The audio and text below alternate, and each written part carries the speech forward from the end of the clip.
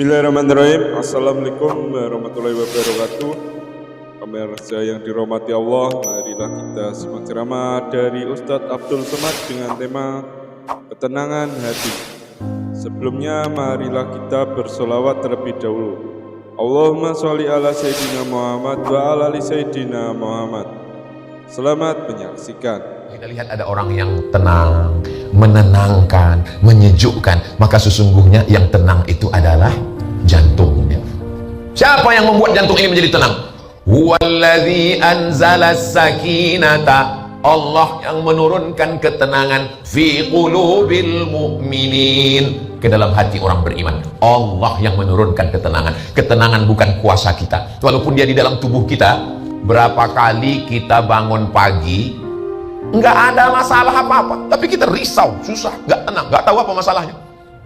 Tiba-tiba saja hati ini risau, mengusir gundah gulana, kacau balau hati. Gimana perasaanmu pagi ini? Seringkali malah teman nggak pernah nanya, sahabat nggak pernah nanya. Yang selalu nanya perasaan kita itu Facebook.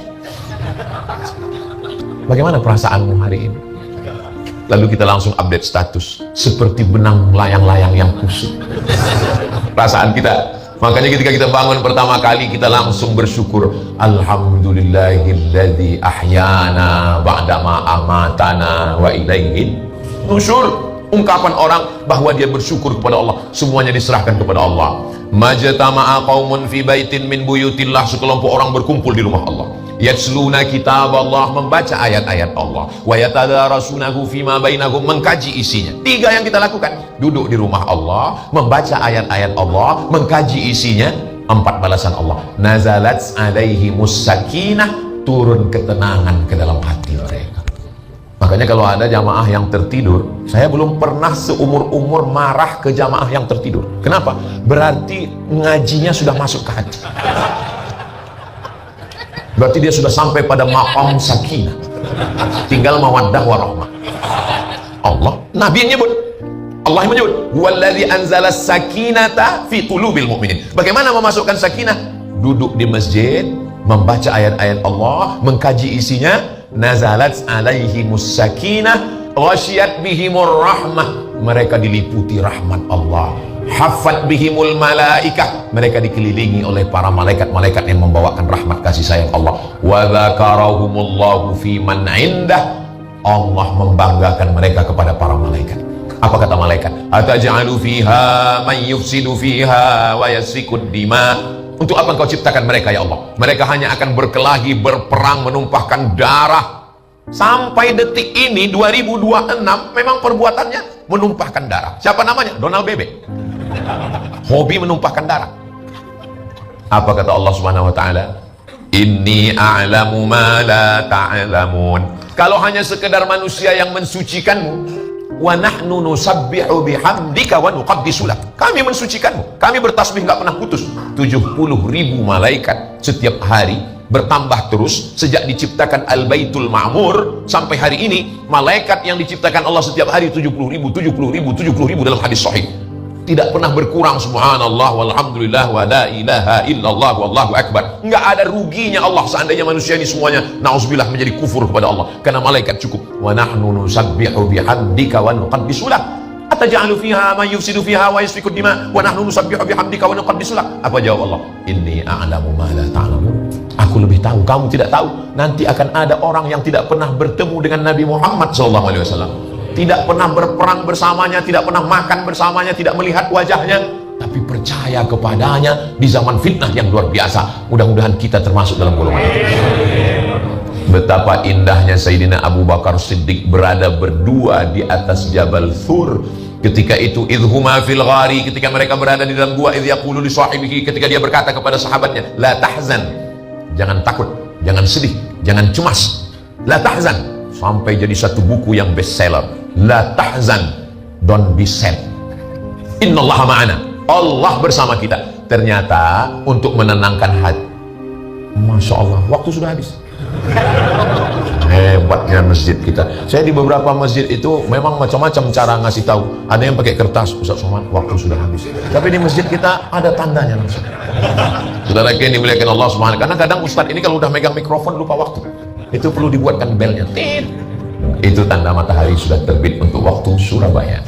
Saudara yang dimuliakan Allah Subhanahu wa taala, maka kalau hati sudah tenang, senyumnya merekah seperti jamaah subuh ini. Kalau dari bunyi aminnya seperti kurang yakin kelihatannya. Kalau hati sudah tenang, ringan tangan berbagi. Kalau hati sudah tenang, maka semangat untuk bekerja, beraktivitas. Sebelum matahari terbit, tenangkan dulu hatimu. Kalau hati sudah tenang, baru bisa menenangkan orang lain. Kepala rumah tangga, suami, bagaimana dia mau menenangkan istrinya, menenangkan anak-anaknya kalau dia sendiri seperti kekacauan yang terjadi di Selat Hormuz? Tenangkan dulu hatimu. Makanya ketika orang berwudu, dia sedang menenangkan hatinya. Allahumma ja'alni minat tawwabin waj'alni minal mutatahhirin waj'alni min ibadika sholihin. Setelah itu dia masuk ke masjid, langkah kaki kanan, Allahumma ftahli abwaaba rahmatik, bukakan untukku pintu-pintu rahmatmu ya Allah. Masuk dia ke dalam masjid, selama dia di masjid itu, Masya Allah, nawaitul i'tikaf fi hadzal masjid lillahi ta'ala. Ini penting, di masjid-masjid sekarang sudah nggak ada lagi babus salam. Ketika kita masuk pintu babus salam, ada tiang sebelah kiri, itu dulu tulisan di tiang itu bulat, nawaitul i'tikaf dulu. Sekarang sudah ditutup jadi la ilaha illallah. Perhatikan nanti, insya Allah panjang umur sehat badan kita akan berangkat umroh insya Allah. Ongkos tanggung masing-masing. Dulu saya melihat tulisan di tiang sebelah kiri waktu masuk babus salam di Madinah, tulisan nawaitul i'tikaf dulu. Sekarang ditutup nawaitul i'tikaf, ditulis la ilaha illallah. Kenapa ditutup? Karena menurut mereka tidak boleh melafalkan niat. Itu bukan sembarangan. Saya Pak Ustadz beberapa kali umroh nggak pernah ngelihat tulisan itu. Karena kamu terlalu sibuk mencari tempat batu cincin.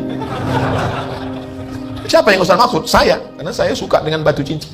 Saudara yang dimuliakan Allah Subhanahu wa taala, ketika orang sedang berada di dalam masjid, malaikat mendoakannya dua. Allahumma ighfir lahu, Allahumma arhamhu, Allahumma ighfir lahu, Allahumma arhamhu, Allahumma ighfir lahu, ampunkan dosanya, Allahumma arhamhu, rahmati dia. Sampai kapan? Sampai wudunya batal atau dia keluar dari masjid. Bayangkan, itulah yang menenangkan hati. Turunnya malaikat itu menenangkan hati. Innalladzina qalu rabbuna Allah, orang yang berkata Rabbku Allah, tsumma istaqamu, kemudian dia istiqamah, tatanazzalu alaihimul malaikat. Turun malaikat. Tapi jangan gara-gara ceramah ini pulang dari sini lalu semuanya ngaku ketemu malaikat. Setelah malaikat Jibril pergi, lalu Nabi nanya, siapa yang tahu tadi yang datang itu siapa? Nggak ada yang tahu.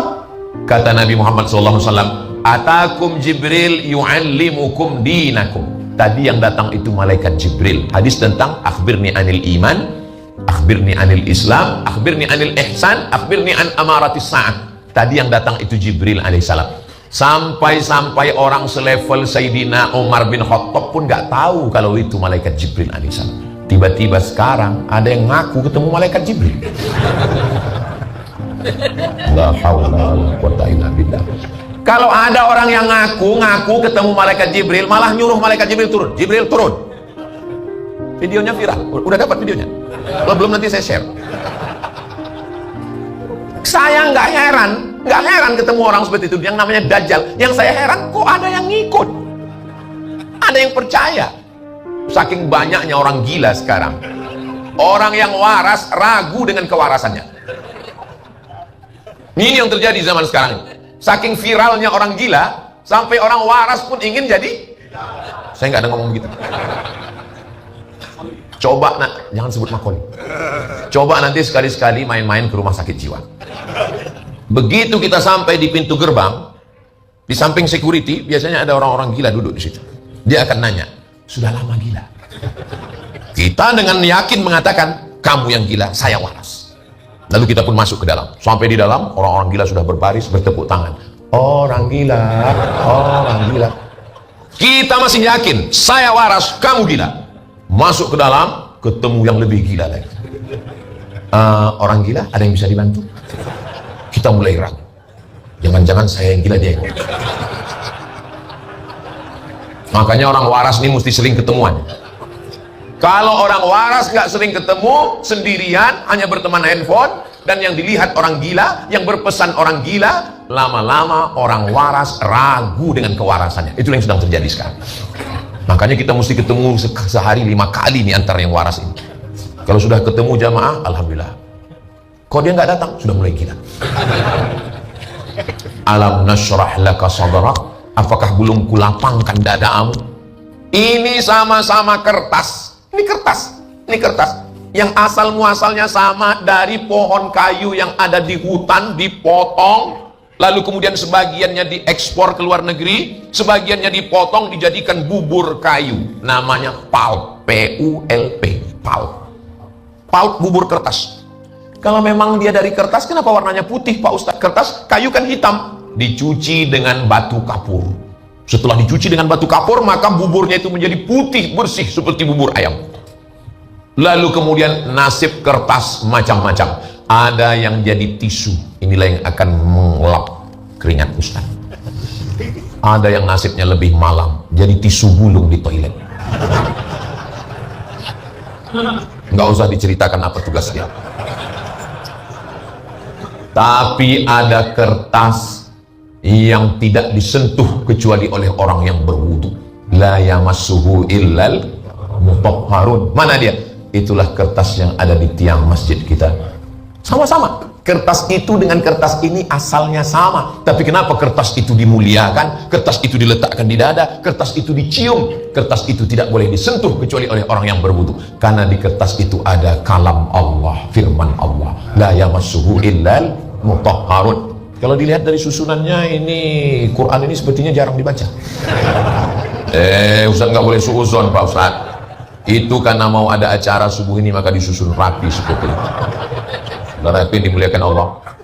Jadi lisan kita boleh jadi asalnya sama, hati kita pun boleh jadi asalnya sama. Tapi kenapa hati ini bisa tenang? Karena di dalamnya ada kalam Allah.